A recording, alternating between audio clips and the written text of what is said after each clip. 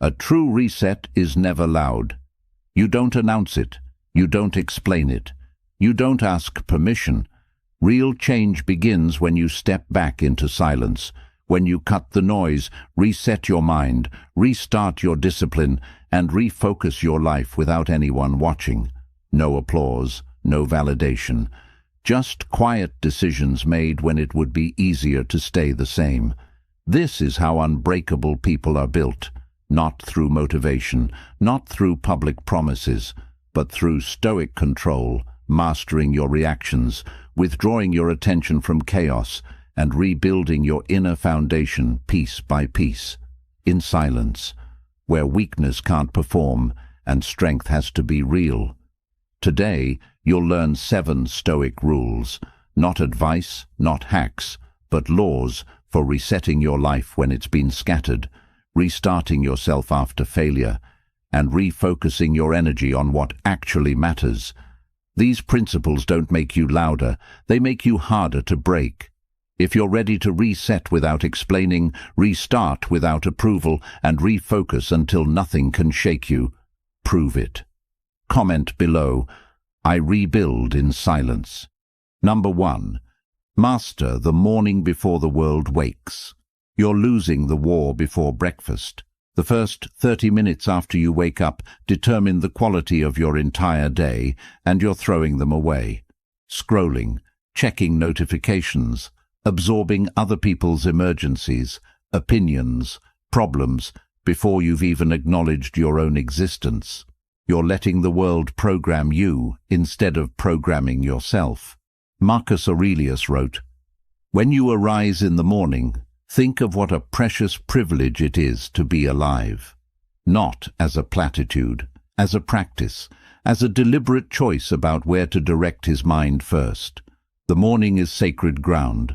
It's the only time you're guaranteed to have yourself before the world makes its demands. Before the emails, before the calls, before the expectations and obligations and noise. That time belongs to you, but you keep giving it away. In silence, before the sun rises, before anyone needs you, you establish who you are. You don't react to the world. You prepare for it. You don't check what everyone else is doing. You decide what you're going to do. This isn't about waking up at 4 in the morning. This is about claiming whatever morning you have, 30 minutes, 1 hour, whatever you can protect. And in that time, you do the work that builds you instead of depletes you. Move your body. Even if it's just stretching, just walking, just breathing with intention. Your body carries stress you don't even know about. Release it before it compounds. Feed your mind something worthy. Read something that elevates you. Not news, not drama, not the algorithm's choice, your choice, philosophy, wisdom, truth that stood the test of time. Clarify your intention. What matters today? Not what's urgent. What matters? Not what other people need from you, what you need from yourself. Write it down. 3 things. The non-negotiables that will make today meaningful regardless of what chaos unfolds. The world will throw everything at you the moment you engage with it. Messages demanding responses, problems demanding solutions, people demanding attention. If you haven't established your center first, you'll spend the entire day responding to external pressure instead of acting from internal purpose. You think you don't have time for this, but you have time to scroll for 20 minutes. You have time to lie in bed hitting snooze. You have time to start your day in reactive mode, jumping from one fire to the next. You have time. You're just spending it poorly. When you master the morning, you're not just changing a routine. You're claiming ownership of your life. You're saying, I decide how this starts. And that decision ripples through everything that follows. The people who seem unshakable. They've built this foundation. They don't rely on motivation or perfect circumstances. They've created a morning practice that anchors them regardless of what the day brings. In silence, before the noise begins, you become someone the noise can't touch. You fill yourself with clarity, so the confusion can't empty you. You build strength, so the stress can't break you. Start tomorrow, not next Monday, not when things calm down. Tomorrow. Wake up and give yourself the gift of 30 minutes that belong only to you. Protect them like your life depends on it, because the quality of your life does depend on it. If you're committed to taking back control of your day, let me see it in the comments. I own my morning. Number 2. Speak less, notice more. Your mouth is writing checks your awareness can't cash. You talk too much, not because you're sharing wisdom, because you're filling space, filling silence, filling the void where actual observation should live. Every word you speak is energy you're not using to understand what's actually happening around you. Zeno of Citium, the founder of Stoicism, said it perfectly. We have 2 ears and 1 mouth, so we should listen more than we say. But you're doing the opposite. Broadcasting, explaining, defending, proving, performing, all while missing everything that matters. Silence isn't empty. It's full of information you're too busy talking to receive. When you stop filling every gap with words, you start seeing patterns you've been blind to. You notice body language, tone shifts, the things people aren't saying, the truth hiding behind the performance. Most people talk to avoid thinking. They narrate their lives instead of living them. They explain their intentions instead of demonstrating them. They discuss their plans instead of executing them. And all that talking creates an illusion of progress while nothing actually changes. In silence, you become dangerous. Not in a harmful way, in a powerful way. Because people reveal themselves to those who know how to listen. They tell you exactly who they are, what they want, what they fear. But you'll never hear it if you're too busy talking about yourself. This isn't about becoming mute. It's about becoming intentional. Every word should serve a purpose. Either it adds value, builds connection, solves a problem, or it shouldn't be spoken. Small talk? Fine in small doses. But endless conversation about nothing. That's just noise you're adding to an already noisy world. Watch the person who speaks the least in any room. Often they're the most respected, because when they do speak, it means something. Their words carry weight, because they're not diluted by constant chatter. They've been watching, listening, understanding, and when they contribute, it lands. In silence, you also notice yourself, the urge to interrupt, the need to be right, the compulsion to share your opinion on everything. These aren't signs of engagement, they're signs of insecurity. You're trying to prove you exist by making noise. Start practicing strategic silence. In conversations, listen to understand, not to respond. Let the other person finish completely. Wait 3 seconds before you speak. Notice what happens in that pause. Notice what you learn that you would have missed if you'd jumped in immediately. Stop explaining yourself constantly. Your actions speak. Your character speaks. Your consistency speaks. People who need endless explanations aren't listening anyway. People who are paying attention don't need them. Notice the world around you, the details you've been missing because you're trapped in your own narrative, the opportunities hiding in plain sight, the warnings you've been ignoring, the beauty you've been too distracted to see. When you speak less, your words gain power. When you notice more, your decisions gain precision. You stop reacting to surface-level information and start responding to deeper truths. This shift changes relationships. You stop arguing about what was said and start understanding what was meant. You stop taking things personally because you see the pain behind the attack. You stop trying to convince people and start recognizing who's actually ready to hear you. In silence, you develop discernment, the ability to separate signal from noise, truth from performance, substance from theater, and that discernment becomes your competitive advantage in a world drowning in meaningless content. So, close your mouth, Open your eyes. Let the world teach you what your talking has been preventing you from learning. If you're done wasting words and ready to build real power, drop this below. My silence is my strength. Number 3. Treat your energy like currency. You're exhausted because you keep giving yourself away for free.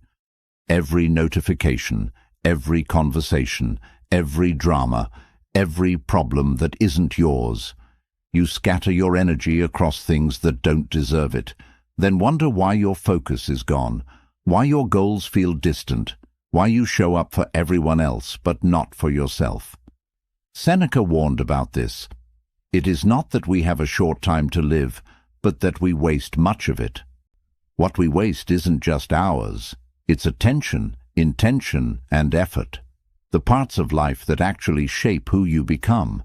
Every interaction has a cost. Some are intentional. They align with your values. They strengthen your character. They move your life forward. Most are unexamined.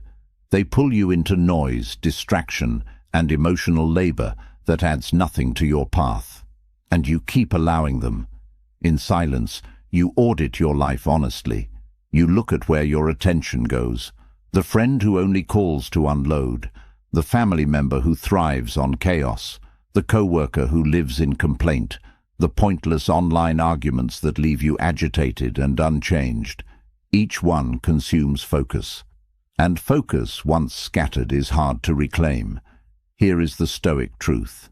Time is fixed. Attention is chosen.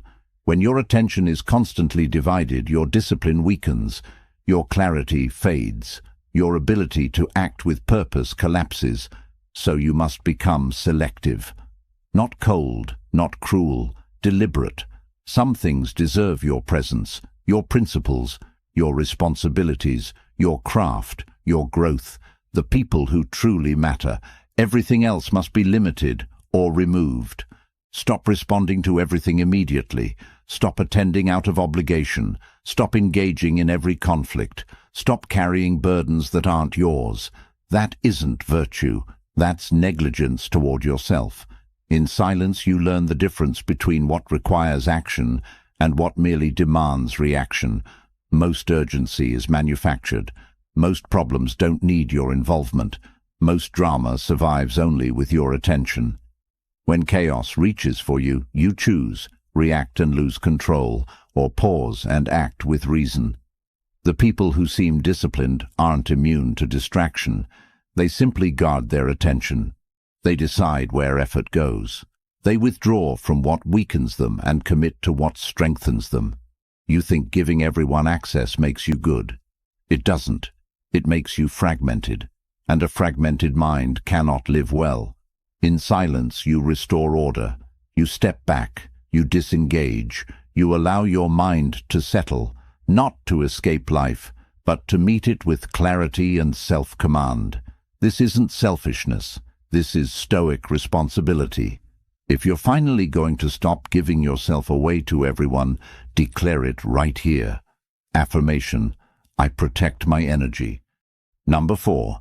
Build yourself where no one's watching. Your private discipline determines your public power. Everyone sees the result. Nobody sees the repetition, the hours you spent alone, the failures you worked through in silence. The moments you chose growth over comfort when no camera was recording. That's where real strength is built, not on stage, in the shadows. Epictetus understood this deeply. He said, "First learn the meaning of what you say, and then speak." He meant stop performing before you've prepared.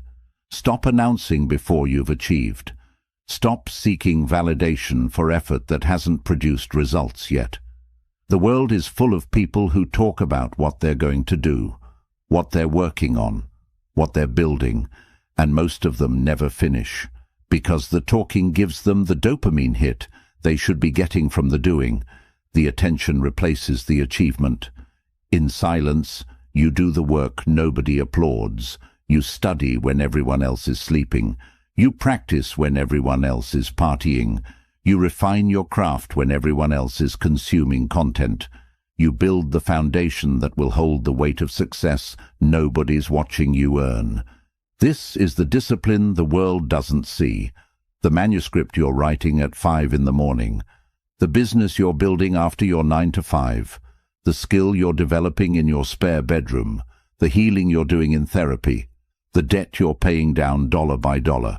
The body you're rebuilding rep by rep. None of it is glamorous. None of it gets likes. None of it trends. But it's real. And real work done in private always outperforms fake work done in public. You know why most people fail? They need an audience to perform. When nobody's watching, they don't show up. They need external motivation, external validation, external pressure. Take away the crowd, and their effort disappears. But the people who actually win, they don't need spectators. They're not performing, they're preparing. They understand that every private victory makes public victories inevitable. Think about the athlete training at dawn, the writer working on the 10th draft nobody will ever see, the entrepreneur failing through prototype after prototype, the student reviewing material until it's mastered, not just memorized. None of these moments are Instagram-worthy. All of them are essential. In silence, you develop integrity. Your private actions align with your public claims. You're not saying one thing and doing another. You're not pretending to be someone you're not. You're actually becoming the person you say you want to be. This is where character is forged. Not in the moments everyone's watching. In the moments when you could slack off and nobody would know. When you could cut corners and nobody would notice. When you could quit and nobody would judge you. But you don't. Because you're not doing this for them. You're doing this for you. You're building something that can't be taken away because it's built into who you are. Stop documenting every step of your journey. Stop fishing for encouragement. Stop needing permission to continue. Just work. Just build. Just grow. In silence. In private. In the space where results matter more than recognition. The recognition will come. Or it won't. But either way, you'll have built something real. You'll have developed skills nobody can take from you.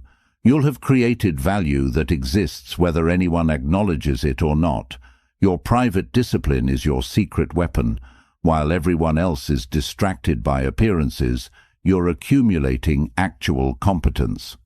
While they're posting about the grind, you're actually grinding. While they're talking about consistency, you're being consistent. In silence, you become formidable. Not because you're trying to impress anyone, because you're genuinely improving, and when you finally step into the light, the gap between you and everyone who was just performing becomes obvious.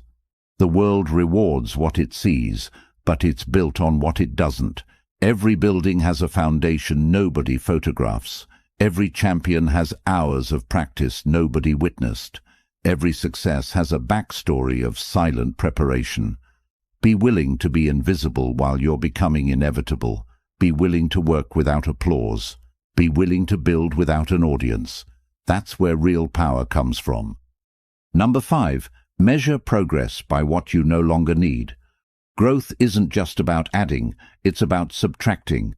You think you're improving because you're learning more, doing more, achieving more. But real evolution happens when you need less. Less validation, less distraction, less drama, less stuff, less noise, less proving, less explaining, less external confirmation that you're worthy. Marcus Aurelius captured this perfectly. Very little is needed to make a happy life. It is all within yourself, in your way of thinking. He ruled an empire. He had access to everything. And he understood that accumulation doesn't equal advancement. Most people are adding complexity to their lives and calling it progress. More apps, more commitments, more possessions, more connections, more content, more everything, and they're drowning in the more. In silence, you realize what you've outgrown, the friendships that no longer serve you, the habits that no longer align with who you're becoming, the beliefs that were never yours to begin with, the need to be right in every argument, the compulsion to fill every silence, the addiction to being busy. Letting go of these things isn't loss, it's liberation. Every unnecessary thing you release creates space for something essential to grow. Think about the person you were a year ago. What did that version of you need that you don't need now? Maybe you needed constant reassurance. Maybe you needed to know what everyone thought about you. Maybe you needed alcohol to relax, or social media to feel connected, or shopping to feel valuable. What have you outgrown? That's the real measurement of growth. Not what you've gained, what you've transcended. You used to need the last word. Now you can let people be wrong. You used to need to be included in everything. Now you value your solitude. You used to need to prove yourself constantly. Now your work speaks for itself. You used to need revenge. Now you need peace.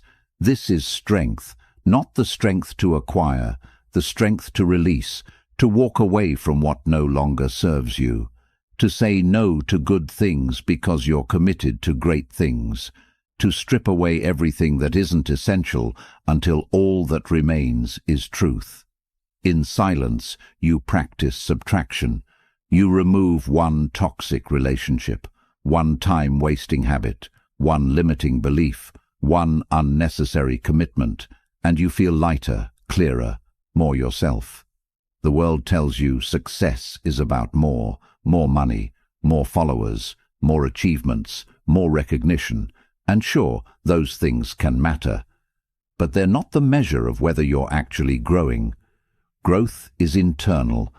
It's the expansion of your capacity to handle life without falling apart, to face challenges without needing someone to save you, to be alone without being lonely, to be successful without being validated, to be enough without proving it. You know you're growing when the things that used to trigger you don't anymore. When the opinions that used to wreck you bounce off. When the losses that used to destroy you teach you instead. When the silence that used to terrify you becomes your sanctuary.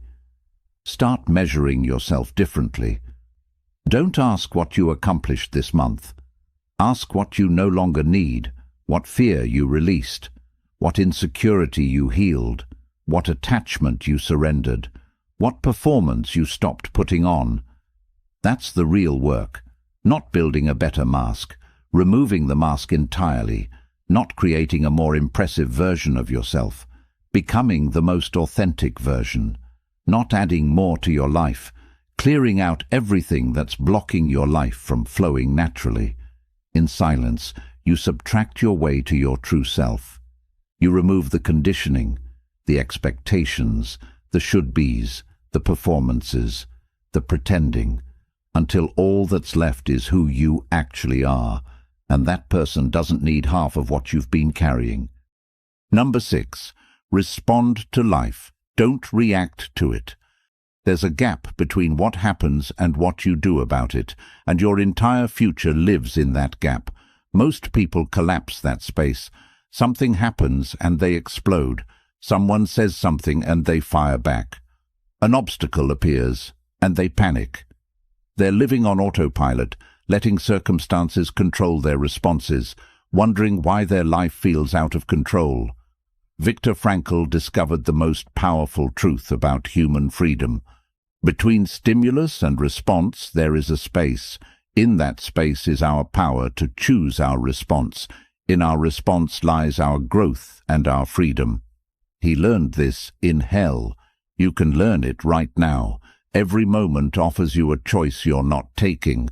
Someone cuts you off in traffic. You can rage, or you can breathe and let it go. Someone criticizes your work. You can defend, or you can consider if there's truth worth examining. Your plan fails. You can spiral, or you can adjust. The reaction is automatic. The response is intentional. Reaction comes from your past programming, your wounds, your ego. Response comes from your wisdom, your values, your choice. In silence, you create that gap. You practice the pause. You train yourself to stop, Breathe and choose instead of just exploding into whatever your nervous system defaults to.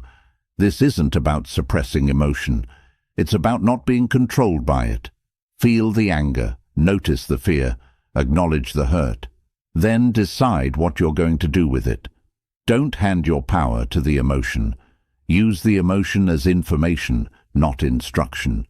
Watch how most people operate. Someone insults them, and they spend 3 days composing the perfect comeback. Someone succeeds, and they spend hours feeling jealous. Someone disappoints them, and they burn the entire relationship down. All reaction, zero response. They're not choosing their actions. Their triggers are choosing for them, and then they wonder why their life keeps producing the same painful patterns. You're different, or you're about to be, because you're learning to widen that gap, to live in that space between what happens to you and what you do about it. Start small. The next time someone says something that usually triggers you, pause, count to 3, breathe. Then choose your words instead of spitting out the first thing that comes to mind. Notice how different it feels. Notice how much power you reclaim. The next time something goes wrong, instead of immediately catastrophizing, ask yourself, what's the best response here? Not the fastest, not the most satisfying to your ego. The best. The one that actually moves you toward your goals instead of just making you feel momentarily vindicated. In silence, you rehearse this. You think about the situations that typically make you react. Your boss criticizing you. Your partner forgetting something important. Your friend canceling plans. Traffic, delays, disappointments. You visualize the pause. You practice the response. Because when the moment comes, you won't have time to think. You'll either react from programming or respond from practice.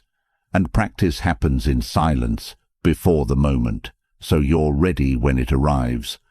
This is how you break generational patterns. Your parents reacted, and it created chaos. You're going to respond, and it's going to create peace. Their triggers controlled them. Your wisdom will guide you. This is how you earn respect. People who react are predictable, easy to manipulate, easy to dismiss. People who respond are powerful, grounded, impossible to shake. They can't be baited into arguments. They can't be provoked into poor decisions. They can't be controlled by external circumstances. Your reaction gives away your power. Your response demonstrates your strength. One says, "You control me." The other says, "I control me." Think about the last time you reacted poorly. Maybe you sent an angry text. Maybe you made a decision in the heat of emotion. Maybe you said something you can't take back. How did that work out? Did it solve anything, or did it create more problems? Now think about a time you paused and responded wisely. You felt the anger, but chose calm. You wanted to quit, but chose persistence. You could have burned a bridge, but chose understanding. That choice probably served you better. That's the pattern you're building now. Not perfection, not emotionless control, just the growing ability to choose your response instead of being hijacked by your reactions. In silence, you become the person who doesn't give their power away, who doesn't let other people's chaos become their chaos, who doesn't mistake emotional outbursts for strength. You become someone who can be trusted to handle pressure because you've learned to handle yourself. The gap between stimulus and response is where your freedom lives. Start living there. Number 7. Find meaning in the repetition. Your life isn't going to be a highlight reel, and that's exactly where the power is. You're waiting for the big moment, the breakthrough, the transformation, the day everything clicks and your life becomes what you've been dreaming about. And while you're waiting, you're dismissing today, this ordinary, unremarkable, repetitive today. But this is it. This is your life, not the future moment you're fantasizing about. This repetition, these small choices, this boring discipline, this unglamorous consistency. The Stoics knew this. Marcus Aurelius wrote, "Confine yourself to the present, not because the present is always exciting, because it's all you actually have. Every day you wake up and do essentially the same things. You make the same choices. You face the same challenges. And you keep thinking that's the problem. It's not. That's the practice. That's where transformation actually happens. The magic isn't in the moment you finally achieve the goal. It's in the 1,000 days you showed up before anyone cared. It's in the repetition you committed to when it wasn't producing visible results. It's in finding meaning in the process instead of waiting for meaning to arrive with the outcome. In silence, you make peace with this. You stop romanticizing the future and start honoring the present. You understand that every rep counts, every page read, every healthy meal, every kind word, every moment of discipline when no one's watching. This is how great things are built, not through inspiration, through repetition. The writer writes every day, even when the words are terrible. The athlete trains every day, even when progress is invisible. The entrepreneur works every day, even when revenue is zero. They find meaning in the showing up, in the commitment, in becoming someone who does what they said they'd do, regardless of how they feel or what results they're seeing. You want the transformation without the tedium. You want the destination without the journey. You want the harvest without the planting, watering, weeding, waiting. It doesn't work that way. The person you're becoming is being built in these repetitive moments. The boring ones, the ones that don't feel significant, the ones where you're tempted to skip, because what difference does one day make? Every difference. One day builds or one day breaks. One day strengthens the pattern or weakens it. One day proves to yourself you're serious or proves you're not. In silence, you find the sacred in the mundane. You stop needing every day to be special and start making every day count. You understand that excellence isn't a special event. It's a daily practice. The world celebrates the anomaly. The overnight success that took 10 years. The championship that required 10,000 hours of practice. The book that became a bestseller after 17 rejections and countless revisions. But they don't celebrate the repetition that made it possible. The unglamorous, unsexy, unremarkable repetition. And that's where you're going to live now. Not waiting for motivation, not chasing inspiration, just doing the work, day after day, rep after rep, choice after choice. Finding meaning not in the highlight, but in the consistency. Because that's what separates people who dream from people who achieve. Dreamers wait for the perfect moment. Achievers make every moment count. Dreamers need to feel ready. Achievers become ready through repetition. Your life is being determined right now, in how you spend this ordinary Tuesday, in whether you honor your commitments when no one's checking, in whether you find purpose in the process or keep deferring your life until some imagined future. Stop waiting for your life to start. It started. This is it. These repetitive days are your one precious life. Find the meaning in them, or waste them waiting for meaning to arrive. In silence, you commit to the practice. You show up today, and tomorrow, and the day after that. Not because it's exciting, because it matters, because this is how real transformation happens. Slowly, quietly, repetitively, powerfully. 7 principles, one truth underneath them all. You already have everything you need to become unbreakable. You don't need more information. You don't need more motivation. You don't need perfect circumstances. You need to commit to the work that happens in silence, where no one's applauding, where nothing feels dramatic, where transformation actually occurs. Master your morning. Speak less and notice more. Protect your energy like it's sacred. Build yourself in private. Measure growth by what you release. Respond instead of react. Find meaning in the repetition. These aren't just principles, they're a new operating system for your life. And the installation happens in silence. In the quiet moments where you choose differently, where you build differently, where you become different. The world will keep being loud, keep being chaotic, keep demanding your attention, your energy, your peace. Your job is to build something inside yourself that the world can't touch. A foundation so solid that external circumstances can't shake it. That foundation is built one silent morning at a time, one mindful pause at a time, one private discipline at a time, one release at a time, one intentional response at a time, one meaningful repetition at a time. You don't need to announce this transformation. You don't need to document it. You don't need anyone's permission or validation. You just need to commit to yourself in silence, starting now. So, if this resonated with you, if you felt something shift, don't let this be just another video you watch and forget. Hit that like button, drop your affirmation in the comments and mean it.